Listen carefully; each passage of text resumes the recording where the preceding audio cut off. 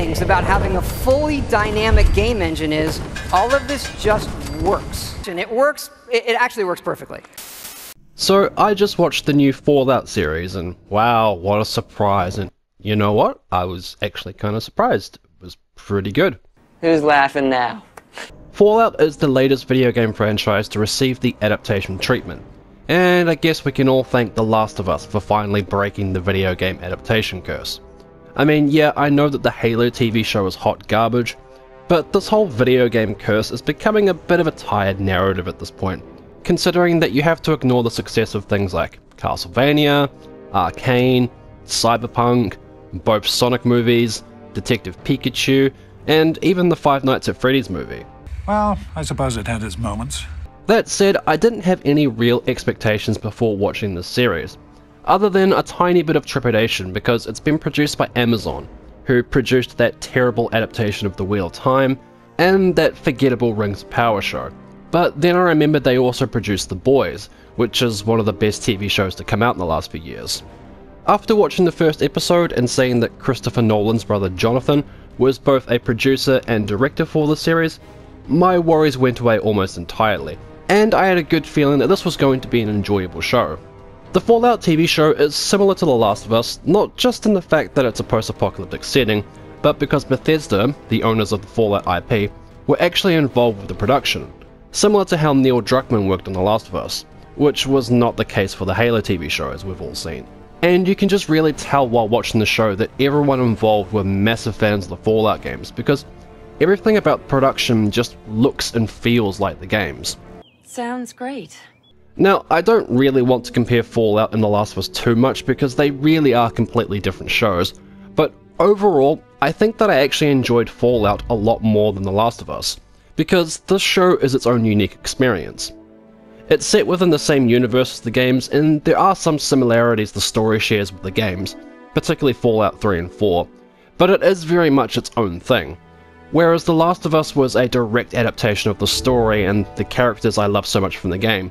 So most of my experience was spent comparing and contrasting how things were done in the show versus the game. Especially when that show had some serious pacing issues and Bella Ramsey giving a rather inconsistent performance. Let me out or you're gonna pay, motherfuckers! What? I also wasn't going into the Fallout show with massive expectations either, since I am a fan of the Bethesda Fallout games, as the first two were developed by Black Isle Studios, but I'm not super invested in the series' overarching mythology. For me, it's mostly just a cool backdrop as I side quest and explore desolated wastelands, shooting lots of weird mutants as I go. If I had to pick a favourite game, it would have to be Fallout 3, as it was the one I played first. I hate to say it, but I never really got into New Vegas. I tried a couple of times, but for some reason I always end up feeling bored after a couple of hours. I've definitely played Fallout 76 for a lot longer than I've played New Vegas. I don't know, maybe I'll give it another go now after watching the show, but I'll come back to the topic of New Vegas in a bit.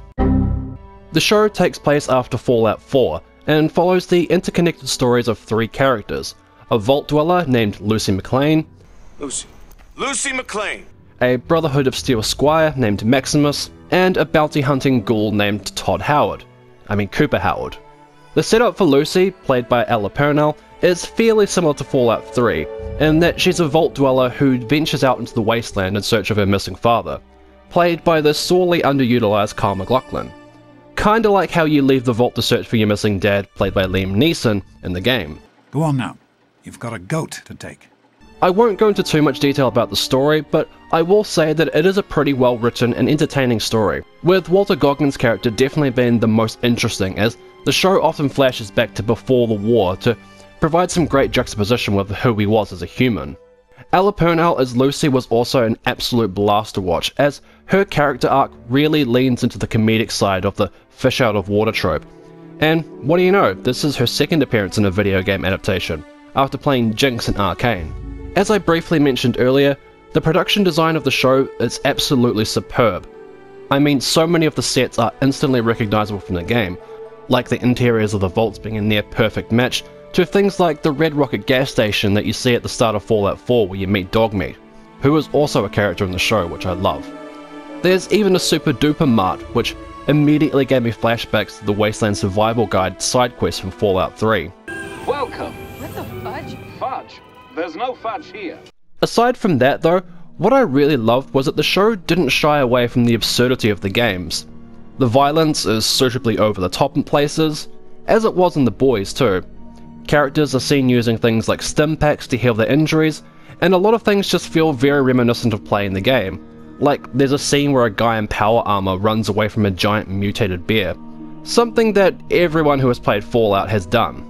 I also love that the Brotherhood Squires are really just one big joke in reference to encumbrance like in the games. That was pretty funny.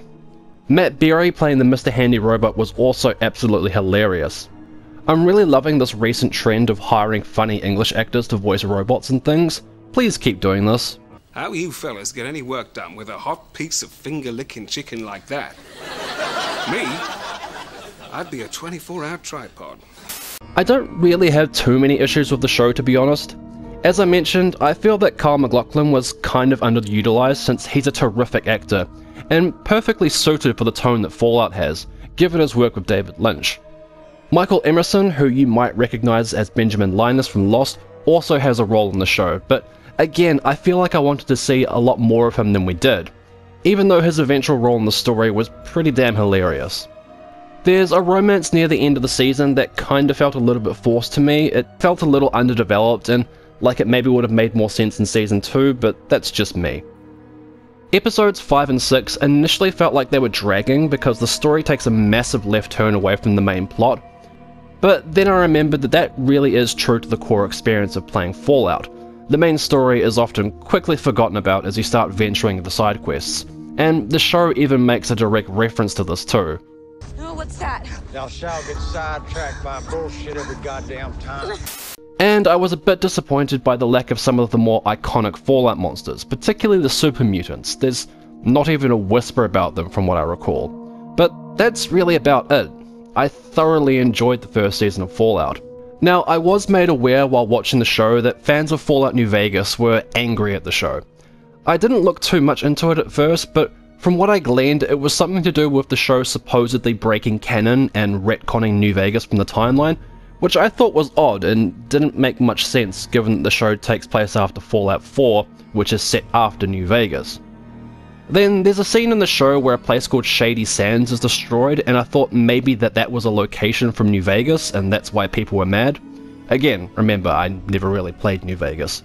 But that's not the case either apparently. And then New Vegas itself literally appears in the show, so I'm really confused as to what New Vegas fans are angry about. I think I might have to watch a lore video or two about this. It's kind of funny to me because I've seen a lot of tweets claiming that there's nothing to suggest that the show actually retcons New Vegas. But like I said, overall, I think this first season of the Fallout show is a wonderful surprise. I think it strikes a near perfect balance between fan service to the games, which is obviously super important, but it also works exceptionally well as a standalone experience to introduce a new audience into the Fallout universe. I'm very excited to see where Season 2 goes, even though at the time of writing, Season 2 hasn't officially been confirmed, but I mean, come on. And I honestly think that Fallout might be tied with Castlevania now as my favourite video game adaptation. Anyway, those have been my quick thoughts on Fallout Season 1. I didn't want to go super in-depth with this video so as not to spoil too much, and I'm also concurrently working on videos for Jak and Daxter and Final Fantasy VII Rebirth. So let me know your thoughts on Fallout in the comments, and as always, stay safe out there everyone. Be extremely wary of a town called Minefield, and I'll see you all in the next video.